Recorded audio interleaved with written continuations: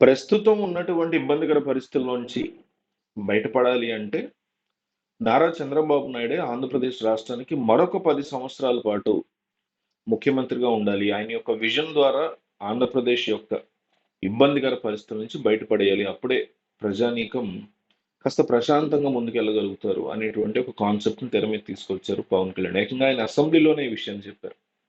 సరే పవన్ కళ్యాణ్ అంటే కూటమిలో ఉన్నటువంటి కీలకమైన నేత, డిప్యూటీ సీఎం. ఆయన 10 ఏళ్ళు సీఎంగా ఉంటే ఈయన కూడా డిప్యూటీ సీఎం 10 ఏళ్ళు వస్తుంది అనుకున్నారేమో. ఆయన వ్యాఖ్యలు చేశారు. లేదు నిజంగా ప్రజల కోసం ఆయన ఉన్నటువంటి ప్రేమతో ఏదో రకంగా ఆయన అయితే వ్యాఖ్యలు చేశారు. దాని మీద జగన్మోహన్ రెడ్డి యొక్క స్పందన చాలా ఆసక్తికరంగా అనిపించింది. అంటే ప్రెస్ మీట్ పెట్టారు నిన్న జగన్మోహన్ రెడ్డి అనేక అంశాల గురించి. వైసీపీకి సంబంధించిన సోషల్ మీడియా యాక్టివిస్టుల మీద అక్రమ అరెస్టుల గురించి, వైసీపీకి సంబంధించిన ఎంపీలు, ఎమ్మెల్యేలు, మాజీ ఎంపీలు, ఎమ్మెల్యేలు, కొడాలి నాని లాంటి వాళ్ళు, నందిగం సురేష్ లాంటి వాళ్ళు, ఇంకొకళ్ళు, అట్లాగే రామ్ గోపాల్ వర్మ లాంటి వాళ్ళు వీళ్ళ మీద పెడుతున్నటువంటి అరెస్టుల గురించి వరుసగా మాట్లాడుతూ చెప్పుకుంటూ వచ్చినటువంటి జగన్మోహన్ రెడ్డి ఆఖరికి ఆయన మాట్లాడింది ఏంటంటే, అంటే వెళ్ళిపోతూ ఆయన తీసుకురాల టాపిక్ రిపోర్ట్ ఎవరో అడిగారు.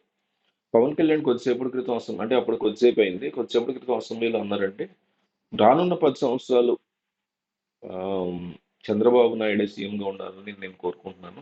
ఏపీకి ఉన్నటువంటి పరిస్థితులు బెటర్ అవ్వాలంటే అని అన్నారండి. మరి దానికి మీ సమాధానం ఏంటి అంటూ అడిగారు రిపోర్టర్. అడిగితే జగన్మోహన్ రెడ్డి అని చెప్పినటువంటి ఆన్సర్ ఏంటంటే, నిజంగా జనాలకి మంచి చేస్తే ఆ అవకాశాన్ని జనం ఇస్తారు.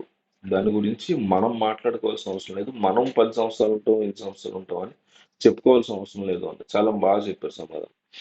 అంటే 10 సంవత్సరాలు ఉంటారా అని అడిగితే ఈయన ఏమనొచ్చు అంటే, ఎక్కడ ఉంటాడు ఇప్పటికే వ్యతిరేకత వచ్చేసింది కదా, 5 ఏళ్ళు కూడా కష్టమే జమిలీ వస్తే అనే మాట అనకుండా చాలా తెలివిగా 10 సంవత్సరాలు జనం గనక జనాలకు మంచి చేస్తే ఉంటారు అనే మాట అన్నారు.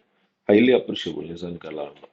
అయితే మరి ఇదే జగన్మోహన్ రెడ్డి గతంలో 30 సంవత్సరాలు నేను సీఎంగా ఉంటాననేటువంటి కాన్ఫిడెన్స్ ఆయన కూడా చూపించారు. ఇక్కడైతే ఇండైరెక్ట్ గా పవన్ కళ్యాణ్ చూపించాడు, చంద్రబాబు అన్న మాట కాదు, అది కూడా 10 ఏళ్ళు.